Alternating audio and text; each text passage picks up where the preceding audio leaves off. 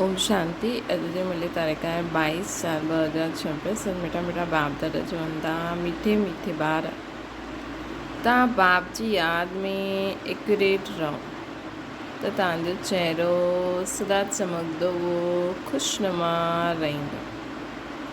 प्रश्न आहे, यादि में वेहण जी विधि कहिड़ी आहे त उन्हनि सां लाभ छा छा आहे? उत्तर आहे, जॾहिं यादि में वेंदा आहियो त बुद्धि सां सभु धंधे डोरी आदि जी पंचायत खे भुलिजी पंहिंजे खे देही अर्थात आत्मा सम्झो। देह ऐं देह जे संबंध जी वॾी जाल आहे। हुन जाल खे हप करे देह अभिमान सां परे थी वञो, अर्थात तव्हां मरियो, मरी वई दुनिया। जीते जी सभु कुझु भुलिजी हिकु बाप जी यादि में रहो। हीअ अवस्था अशरीरी अवस्था, इन सां आत्मा जी कट उतरजंदी वेंदी। गीता राज्य राही थकिजो न। ओम शांति। ॿार यादि जी यात्रा ते वेठा आहिनि, जेके चइबो आहे निष्ठा में अथवा शांति में वेठा आहिनि। सिर्फ़ु शांति में न वेहो, कुझु करो, कुझु करनि था। सिर्फ़ु शांति में न वेठा आहिनि, कुझु करनि था, स्वधर्म में टिकल आहिनि, परंतु यात्रा ते बि आयो। हीअ यात्रा सेखारण वारो बाप सां गॾु बि बाप साथ बि वठी वेंदा आहिनि। उहे थींदा आहिनि जिस्मानी ब्राह्मण जो साथ वठी वेंदा आहिनि। तव्हां आहियो रूहानी ब्राह्मण। ब्राह्मणनि जो वर्ण अथवा कुल चईंदासीं। हाणे ॿार यादि जी यात्रा ते वेठा आहियो। ॿिया सत्संगनि में वेंदे हूंदे त गुरु जी यादि ईंदी। गुरु अची करे प्रवचन ॿुधाईंदो। उहो सॼो भक्ति मार्ग आहे। इहे यादि जी यात्रा आहे जंहिंसां विकराम विनाश थींदा आहिनि। तव्हां यादि में वेंदा आहियो जंग अर्थात कट कढण जे लाइ। बाबा जो डायरेक्शन आहे, यादि सां कट निकिरंदी वेंदी। छोजी मां पतित पावन आहियां न, मां कंहिंजी यादि सां न ईंदो आहे। मुंहिंजो अचण जो ड्रामा में पार्ट आहे। जॾहिं पतित दुनिया बदिली करे पावन थी वेंदी, आदि सनातन देवी देवता धर्म स्थापना थी वेंदो, त मां प्रायलोक थी वेंदमि। उनजी स्थापना पोइ ब्रह्मा द्वारा जॾहिं पतित दुनिया बदिली करे पावन दुनिया थियणी आहे, आदि सनातन देवी देवता धर्म जो प्रायलोक आहे, उनजी स्थापना पोइ ब्रह्मा द्वारा मां अची करे कंदो आहियां। जी ब्रह्मा जे लाइ ई सम्झायो आहे। ब्रह्मा सो विष्णु सेकेंड में ठहींदो आहे, पोइ विष्णु सो ब्रह्मा ठहिण में 5000 वर्ष लॻंदा आहिनि। इहे बि बुद्धि सां सम्झण जी ॻाल्हियूं आहिनि। तव्हां जो शूद्र हुयो, हाणे ब्राह्मण वरण में आया आहियो। तव्हां ब्राह्मण ठहींदा आहियो त शिव बाबा ब्रह्मा द्वारा तव्हांखे यादि जी यात्रा सिखलाईंदा आहिनि, यादि खाद कढाइण लाइ। इहे रचना जो चकर कीअं फिरंदो आहे सो त सम्झी विया आहियो न। इन में कोई देरी न लॻंदी आहे। हाणे आहे बराबरि कलयुग। उहा सिर्फ़ु चईंदा आहिनि कलयुग जी अञा आदि आहे। बाप बतलाईंदा आहिनि कलयुग जो अंत आहे। उहो त घोर अंधियारे में आहिनि। बाबा चईंदा आहिनि तव्हां इन्हनि सभिनि वेद शास्त्रनि जो तव्हांखे मां सार सम्झाईंदो आहियां। तव्हां ॿार सुबुह जो जॾहिं हिते वेंदा आहियो त यादि में वेहणो हूंदो आहे, न त माया जा तूफ़ान ईंदा। धंधे डोरी तरफ़ बुद्धि योग वेंदो। इहे सभु ॿाहिरां जी पंचायत आहे। जीअं मकड़ी केतिरो जाल कढंदी आहे, सॼो हप करे वठंदी आहे। देह जो केतिरो प्रपंच आहे न, काका मामा चाचा गुरू गुसाई केतिरी जाल ॾेखारी आहे। उहा सॼी हप करणी आहे देह सहित। अकेलो देही ठहिणो आहे। मनुष्य शरीर छॾंदा आहिनि त सभु कुझु भुलिजी वेंदा आहिनि। तव्हां मरिया, मरी वई दुनिया। इहे त बुद्धि में ज्ञान आहे कि दुनिया ख़त्म थियणी आहे। बाबा सम्झाईंदा आहिनि जंहिंजो मुख न खुलंदो आहे, उहो सिर्फ़ु मूंखे यादि करे। जीअं इहे ब्रह्मा बाबा खे यादि कंदा आहिनि न, जीअं इहे ब्रह्मा बाप खे यादि कंदा आहिनि न, कन्या पति खे यादि कंदी आहे। छोजी पति खे परमेश्वर सम्झंदा आहिनि। इन करे बाप सां बुद्धि निकिरी पति तरफ़ हली वेंदी आहे। ये त पतियनि सो पति आहे। मतिलबु लौकिक में कीअं हाणे माउ बाप कंदा आहिनि, पोइ शादी थींदी आहे त बुद्धि योग पति तरफ़ हली वेंदो आहे, मोह थी वेंदो आहे न। इहे त पति आहिनि जो पति आहे, ब्राइड ग्रूम आहे। तव्हां सभु ब्राइड्स भॻवान जी सभु भक्ति कंदा आहियो। सभु भक्तियूं रावण जे पहिरे में क़ैद आहिनि, त बाबा खे ज़रूरु तरस पईंदो। बाप रहमदिल आहे, उन्हनि खे ई रहमदिल चइबो आहे न। हिन समय गुरू त ॾाढे प्रकार जा आहिनि जो कुझु शिक्षा ॾींदा आहिनि, उन्हनि खे गुरू चई ॾींदा आहिनि। हिते त बाबा प्रैक्टिकल में राजयोग सिखलाईंदा आहिनि। इहे राजयोग कंहिं सिखलाइण ईंदो न आहे परमात्मा जे सवाइ। ये राजयोग कोई सिखलाइण ईंदा न आहिनि परमात्मा जे सवाइ।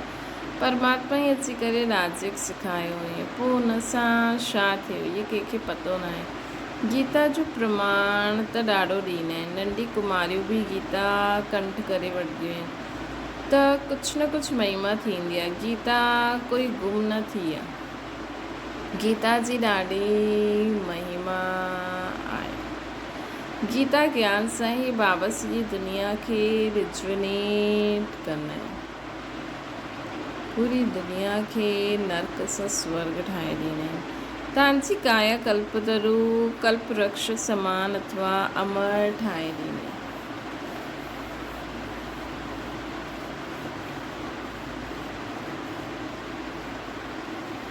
तव्हां ॿार बाप जी यादि में रहंदा आहियो, बाबा जो आह्वान न कंदा आहियो। तव्हां बाप जी यादि में रही पंहिंजी उन्नति करो था न। बाबा जे डायरेक्शन ते हलण जो बि शौक़ु हुजणो खपे। असां शिव बाबा खे यादि करे ई भोजन खाईंदासीं। गोया शिव बाबा सां गॾु खाईंदा आहियूं। दफ़्तर सां कुझु न कुझु टाइम मिलंदो आहे, बाबा खे लिखंदा आहिनि। कुर्सी ते वेहींदा आहियूं त यादि में वेही रहंदा आहियूं। ऑफिसर अची करे ॾिसंदो आहे, उहो वेठे वेठे गुम थी वेंदो आहे, अर्थात अशरीरी थी वेंदो आहे। कंहिंजी अखियूं बंदि थी वेंदियूं आहिनि, कंहिंजी खुलियल आहिनि। कोई अहिड़ो वेही रहंदो आहे कुझु बि जीअं ॾिसंदो ई न आहे, जीअं गुम थी वेंदो आहे। ईअं ॾाढा आहिनि। बाबा रस्सी खिचे वठंदा आहिनि, उहो मौज में वेठा हूंदा आहिनि। उन सां पुछंदा त छा थियो तव्हांखे, चईंदा असां बाप जी यादि में वेठा आहियूं। ॿुधी में रहंदो आहे असांखे वञिणो आहे बाबा वटि। बाबा चईंदा आहिनि सोल कॉन्शियस ठहिण सां त असां वटि अची वेंदा। उते पवित्र ठहिण बग़ैर थोरी वञी सघंदासीं परम धाम में। हाणे पवित्र ठहूं कीअं, उहो बाबा ई ॿुधाए सघंदा आहिनि, मनुष्य ॿुधाए न सघंदा आहिनि। तव्हां कुझु न कुझु सम्झो आहे न।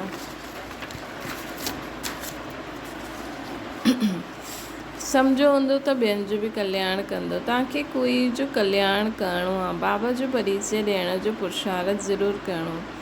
भक्ति मार्ग में बि गॉड फादर चई ॾींदा आहिनि, गॉड फादर रहम करो। पुकारण जी हिकु आदत पइजी वई आहे। बाबा तव्हां ॿारनि खे पंहिंजो पाण समान कल्याणकारी ठाहींदा आहिनि। माया तव्हांखे केतिरो बेसमझ ठाहे ॾींदी आहे। लौकिक बाप बि ॿारनि जी चलन अहिड़ी ठीकु न ॾिसंदा आहिनि त चईंदा आहिनि हीअ त बेसमझ आहे। हिकु वर्ष में बाबा जी बाप जी सॼी मिल्कियत उड़ाए ॾींदा आहिनि। त बेहद जो बाप बि चईंदो आहे तव्हांखे छा ठातो, हाणे पंहिंजी चलन त ॾिसो। हाणे तव्हां ॿार सम्झंदा आहियो कीअं वंडरफुल खेल आहे। भारत जो केतिरो डाउनफॉल थी वेंदो न। डाउनफॉल ऑफ भारतवासी, उहे पंहिंजे खे ईअं सम्झंदा न आहिनि की असां किरिया आहियूं, असां कलयुगी तमोप्रधान ठहिया आहियूं, है न। भारतवासी त ख़ुदि खे सम्झंदा आहिनि की असां दिन प्रतिदिन अॻियां था वधूं, लेकिन सभु डिस्ट्रैक्शन में अॻियां था वधनि। डाउनफॉल ऑफ भारतवासी आहे। उहो पंहिंजे खे ईअं सम्झंदा न आहिनि कि असां किरिया की किरिया, असां कलयुगी तमोप्रधान ठहिया आहियूं। भारत स्वर्ग हुयो, अर्थात मनुष्य स्वर्गवासी हुया। उहे ई मनुष्य हाणे नरकवासी ठहिया आहिनि। इहे ज्ञान कोई में न आहे, इहे बाबा बि न ॼाणंदा हुया। हाणे बुद्धि में चमत्कार आयो आहे। 84 जन्म वठंदे वठंदे सीढ़ी त ज़रूरु उतरणी पवंदी न। मथे चढ़ण जी जॻह बि त न आहे न। उतरदे उतरदे पतित थी आहियूं। हाणे बाबा ॻाल्हि कोई जी बुद्धि में, इहा ॻाल्हि कोई जी बुद्धि में न आहे। बाबा तव्हां ॿारनि खे सम्झायो आहे, तव्हां पोइ भारतवासियुनि खे सम्झाईंदा आहियो। कि तव्हां स्वर्गवासी हुयो, हाणे नर्कवासी थिया, 84 जन्म बि तव्हां वरिता आहिनि, पुनर्जन्म त मञंदा आहिनि न, तव्हां ज़रूरु हेठि उतरणो ई आहे न। केतिरा पुनर्जन्म वरिता आहिनि उहो बि बाबा सम्झाईंदा आहिनि। हिन समय तव्हां फील कंदा आहियो असां 52 देवी देवता हुयासीं, पोइ रावण असांखे पतत ठातईं। बाबा खे पंहिंजो बाबा अची करे पढ़ाईंदो आहे, पढ़ाईंदा आहिनि। शूद्र खां देवता ठाहिण लाइ बाबा खे लिबरेटर गाइड चईंदा आहियूं, परंतु अर्थ न सम्झंदा आहिनि। हाणे उहो जल्दी ईंदो उहो समय जो सभिनि खे पतो पइजी वेंदो। ॾिसो छा खां छा ठहिया आहियूं, ड्रामा कीअं ठहियल आहे न, कंहिंखे स्वप्न में बि न हुयो कि असां लक्ष्मी नारायण जीअं ठही सघंदा आहियूं।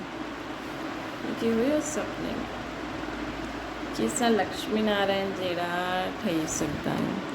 बाबा केतिरो स्मृति में लाहींदा आहिनि न असांखे। हाणे बाबा सां असांखे वरसो वठिणो आहे त श्रीमत ते हलणो आहे, याची यात्रा जी प्रैक्टिस करणी आहे। तव्हांखे मालूम आहे कि पादरी माण्हू पैदल करे वेंदा आहिनि, केतिरो साइलेंस में हीअं वेंदा आहिनि, उहे क्राइस्ट जी यादि में रहंदा आहिनि, उन्हनि खे क्राइस्ट सां गॾु लव आहे। तव्हां रूहानी पंडित जी प्रीत बुद्धि आहे परम प्रिय परमात्मा सां गॾु।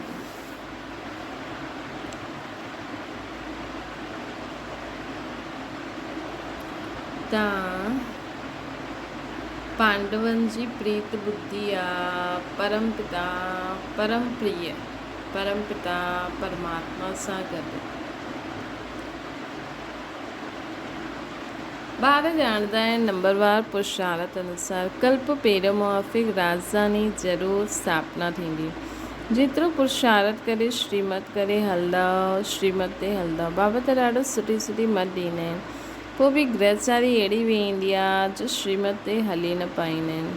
तव्हां ॼाणंदा आहियो श्रीमत ते हलण सां ई विजय आहे, निश्चय में ई विजय आहे न। बाबा चईंदा आहिनि तव्हां मुंहिंजी मत ते हलो, छो सम्झंदा आहियो कि इहा ब्रह्मा जी मत आहे। हमेशह सम्झो इहे शिव बाबा राय ॾींदा आहिनि, उहो त सर्विस जी मत ॾींदा न। कोई चईंदा बाबा इहे वापारु धंधो करूं, बाबा कोई इन ॻाल्हियुनि जे लाइ मत न ॾींदा आहिनि। बाबा चईंदा आहिनि मां आयो आहियां पतत खे पावन ठाहिण जी युक्ति ॿुधाइण, न कि इहा ॻाल्हियूं तव्हांखे ॿुधाइण आहिनि। मूंखे सॾु बि कंदा आहिनि हे पतत पावन अची करे सभु पावन ठाहियो, मां उहा युक्ति ॿुधाईंदो आहे ॾाढी सहज। तव्हांजो नाम ई आहे गुप्त सेन।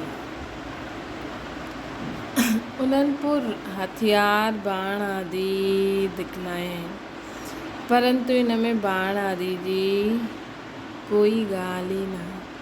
बाण ये सभु भक्ति मार्ग जी ॻाल्हियूं आहिनि।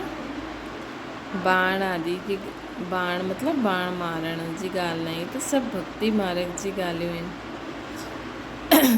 कि हीअं कयो। बाबा त चईंदा आहिनि कि मूंखे यादि करो त पावन ठहींदा। बाबा अची करे सचो मार्ग ॿुधाईंदा आहिनि, जंहिंसां अधु कलाक हिन दुनिया तव्हां सचखंड में हली वेंदा। ॿियो कोई खंड हूंदो ई न आहे। कंहिंखे सम्झायो त बि मञंदा न आहिनि कि इहे कीअं थी सघंदो आहे कि सिर्फ़ु भारत ई हुयो। क्राइस्ट खां 3000 वर्ष पहिरियों भारत स्वर्ग हुयो, हाणे ॿियो कोई धर्म न आहे। पोइ झाड़ वृद्धि खे पाईंदो रहंदो। तव्हां सिर्फ़ु पंहिंजे बाप खे पंहिंजे धर्म कर्म खे भुलिजी विया आहियो। देवी देवता धर्म जो पंहिंजे खे सम्झंदा त गंदी चीज़ आदि कुझु बि न खाईंदा, परंतु खाईंदा आहिनि शुची, उहो गुण न आहे न। ईअं चईंदा आहिनि न कि असां थोरी हिननि जहिड़ा ठही सघंदा आहिनि, ऐं उन्हनि खे चईंदा आहिनि तव्हां माता पिता सां बालक आहिनि। पंहिंजे खे हिंदू चई ॾींदा आहिनि, न त लज्जा अचणी खपे। असांजा वॾा पवित्र ऐं असां एतिरा पतित थी विया आहियूं, पोइ त कोई अहिड़ा कपिड़ा बि न पाए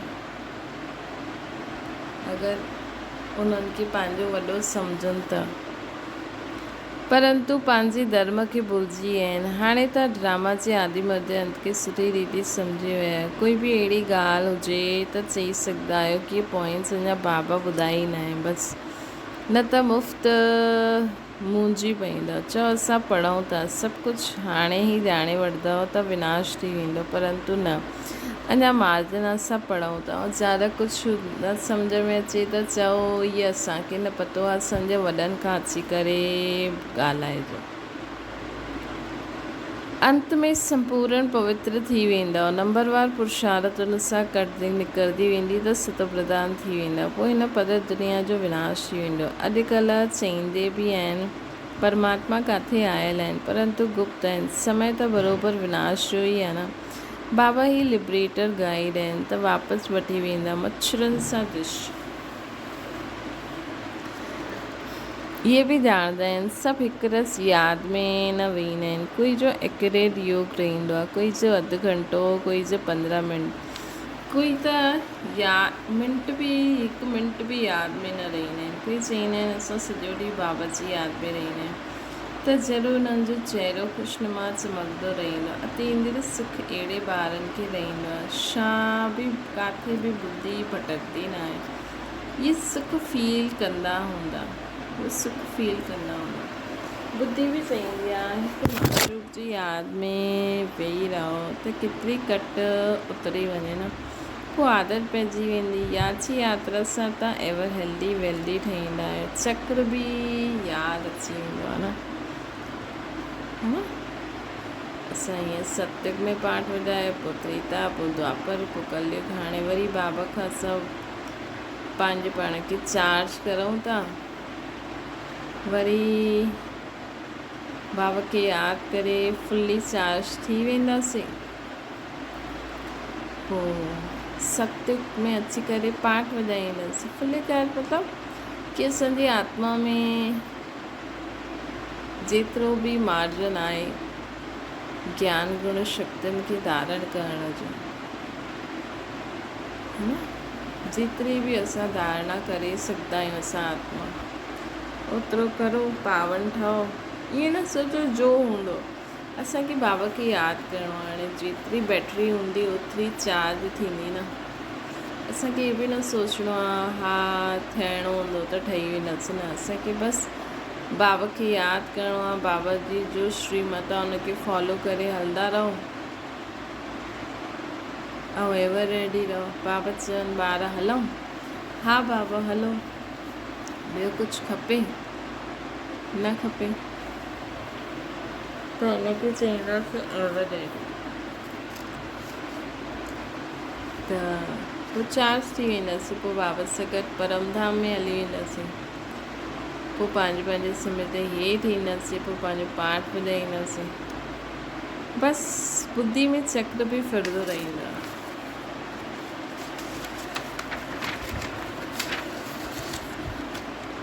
हाणे त मास्टर बीज रूप ठाहींदा आहियो। यादि सां गॾु सुदर्शन चक्र खे बि फिराइणो आहे। तव्हां भारतवासी लाइट हाउस आहियो।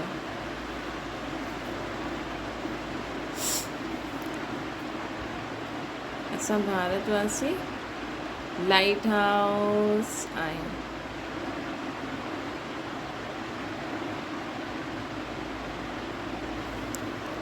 स्पिरिचुअल लाइट हाउस सभिनि खे रास्तो ॿुधाइण जो ॿुधाईंदा आहियो घर जो। तव्हां स्पिरिचुअल लाइट हाउस आहियो जो सभिनि खे पंहिंजे घर जो रास्तो ॿुधाईंदा आहियो। तव्हां मुक्ति जीवन मुक्ति जो रास्तो ॿुधाईंदा आहियो, इन करे तव्हां आहियो स्पिरिचुअल लाइट हाउस। तव्हांजो सुदर्शन चक्र फिरंदो रहे। नाम लिखिणो आहे त सम्झाइणो बि पए। बाबा सम्झाईंदा रहंदा आहिनि। तव्हां सम्मुख वेठा आहियो जो पीअ सां गॾु आहे, हुनजे लाइ सम्मुख बरसाति आहे। सभिनि खां जास्ती वजो सम्मुख जो आहे। पोइ सेकेंड नंबर आहे टी, थर्ड नंबर आहे मुरली। शिव बाबा ब्रह्मा द्वारा सभु कुझु सम्झाईंदा आहिनि। इहे ब्रह्मा बि ॼाणंदा आहिनि न, पोइ बि तव्हां इहे ई सम्झो शिव बाबा चईंदा आहिनि। इहे न सम्झण जे कारण ॾाढो अवज्ञा कंदा आहियो। शिव बाबा जो चईंदा आहिनि उहो कल्याणकारी ई आहे न।